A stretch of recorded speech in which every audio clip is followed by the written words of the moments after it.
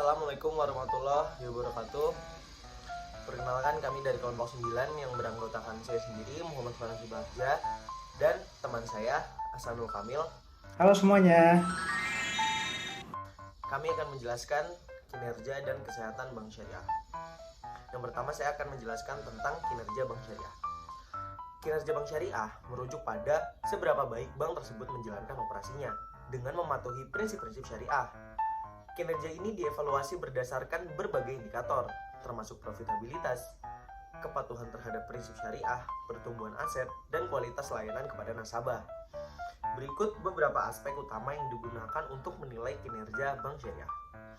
Yang pertama ada profitabilitas. Profitabilitas adalah salah satu indikator kinerja utama untuk Bank Syariah.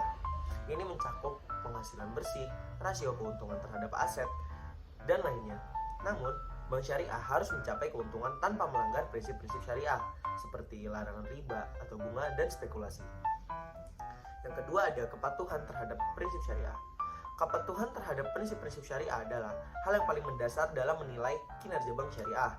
Bank harus memastikan bahwa operasinya bebas dari unsur-unsur yang diharamkan dalam Islam seperti riba, perjudian, alkohol, dan aktivitas ilegal lainnya. Yang ketiga ada pertumbuhan aset. Pertumbuhan aset bank merupakan indikator penting yang mencerminkan perkembangan bank dan kepercayaan masyarakat. Pertumbuhan ini mencakup peningkatan jumlah simpanan, portofolio pembiayaan, dan nilai total aset. Yang keempat ada kualitas layanan. Bank Syariah juga harus memberikan layanan yang berkualitas kepada nasabah.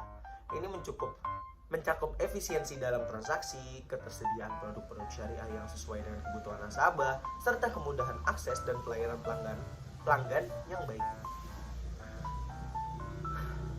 Yang kelima ada kualitas portofolio pembiayaan. Kualitas pembiayaan yang diberikan oleh Bank Syariah juga penting. Bank harus memastikan bahwa pembiayaan yang diberikan tidak mengalami masalah kredit atau gagal bayar, dan portofolio pembiayaan harus berkelanjutan dan menguntungkan. Yang keenam ada kapitalisasi dan kepatuhan regulasi. Bank Syariah harus mematuhi persyaratan permodalan yang ditetapkan oleh otoritas regulasi. Mereka juga harus beroperasi dalam kerangka peraturan yang berlaku dan mengikuti pedoman dan standar yang ditetapkan oleh Badan Pengawas Perbankan dan Lembaga Keuangan atau OJK di Indonesia. Yang terakhir atau yang ketujuh adalah dukungan masyarakat. Dukungan dan kepercayaan masyarakat terhadap Bank Syariah juga mencerminkan kinerjanya. Bank yang memiliki reputasi baik dalam komunitas dan mendapatkan dukungan masyarakat umumnya lebih berhasil. Bank Syariah harus menjaga keseimbangan antara memenuhi prinsip-prinsip syariah dan mencapai keberhasilan bisnis. Kinerja Bank Syariah yang baik akan mencerminkan pertumbuhan yang berkelanjutan, profitabilitas, serta integritas dalam menjalankan prinsip-prinsip keuangan Islam. Bank Syariah yang berhasil memenuhi semua aspek ini akan mampu memberikan manfaat finansial kepada nasabahnya sambil tetap mematuhi nilai-nilai dan prinsip-prinsip Islam. Ya, sekian dari kinerja Bank Syariah. Lanjut ke teman saya, kesehatan Bank Syariah. Oke, sekarang sini saya akan menjelaskan mengenai Health of Islamic Banks atau kesehatan Bank Syariah. Teman-teman mungkin bertanya-tanya, bagaimana sih kita bisa tahu apakah Bank Syariah itu sehat atau tidak? Nah, untuk menjawab pertanyaan itu, Bank Syariah melakukan penilaian kesehatan mereka sendiri loh. Nah, penilaian ini dilakukan secara berkala. Ini seperti pemeriksaan kita yang dilakukan secara rutin kepada dokter. Nah, namun ini berbeda ya. Nah, dalam pemeriksaan kesehatan Bank Syariah ini ada beberapa hal yang mereka periksa. Pertama, mereka melihat kualitas pinjaman atau pembiayaan yang diberikan kepada nasabah. Mereka ingin memastikan bahwa pinjaman ini aman dan sesuai dengan prinsip-prinsip syariah. Inilah yang disebut sebagai kualitas aset. Kedua, Bank Syariah juga harus punya cukup ruang mengenai keuangan cadangan mereka atau modal mereka untuk melindungi diri dari masalah keuangan.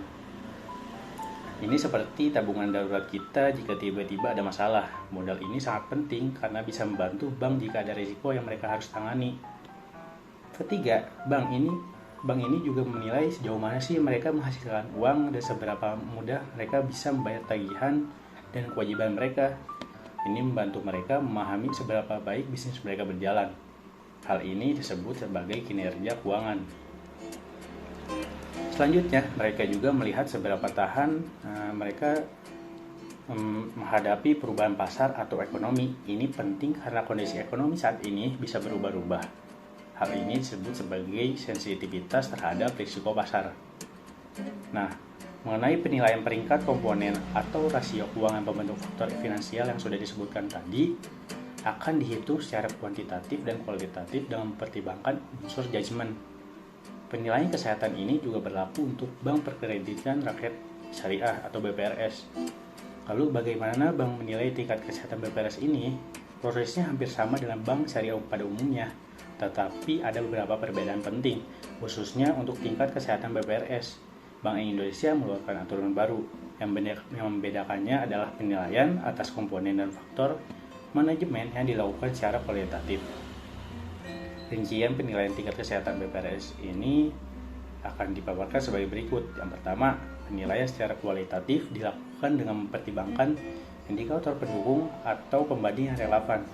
Yang kedua, peringkat setiap komponen pembentuk faktor keuangan terdiri dari peringkat 1 sampai 5, sedangkan komponen pembentuk faktor manajemen terdiri dari peringkat A sampai D. Nah, selanjutnya proses penilaian peringkat faktor keuangan dilakukan dengan pembuatan atas nilai peringkat faktor pemodalan, kualitas aset, rentabilitas, dan likuiditas. Nah, berdasarkan hasil penilaian peringkat faktor keuangan dan penilaian peringkat faktor manajemen ditetapkan peringkat komposit yang merupakan peringkat akhir hasil penilaian tingkat kesehatan bank. Pada proses ini, penilaian peringkat komposit dilaksanakan melalui penggabungan atas peringkat faktor keuangan dan manajemen tabel konversi dengan mempertimbangkan indikator pendukung dan unsur judgement. Adapun tingkat komposit ini terdiri dari pertama, komposit 1, artinya bank memiliki kondisi tingkat kesehatan yang sangat baik. Komposit 2, bank memiliki kondisi tingkat kesehatan yang baik. Yang ketiga, cukup baik. Yang keempat, kurang baik. Dan yang kelima atau yang terakhir, bank memiliki kondisi tingkat kesehatan yang tidak baik sebagai hasil dari pengolahan usaha mereka sendiri. Nah, dengan melakukan penilaian ini, bank syariah bisa memastikan bahwa mereka apakah sudah beroperasi dengan baik dan aman sesuai dengan prinsip syariah atau tidak, sehingga kita sebagai nasabah dapat merasa nyaman dan percaya dengan layanan mereka. Semua ini adalah bagian dari upaya mereka untuk tetap sehat dan kuat sebagai lembaga keuangan syariah. Ya, sekian dari kelompok kami, yaitu kelompok 9. Semoga materi dari kami bermanfaat untuk kalian semua. Wassalamualaikum warahmatullahi wabarakatuh.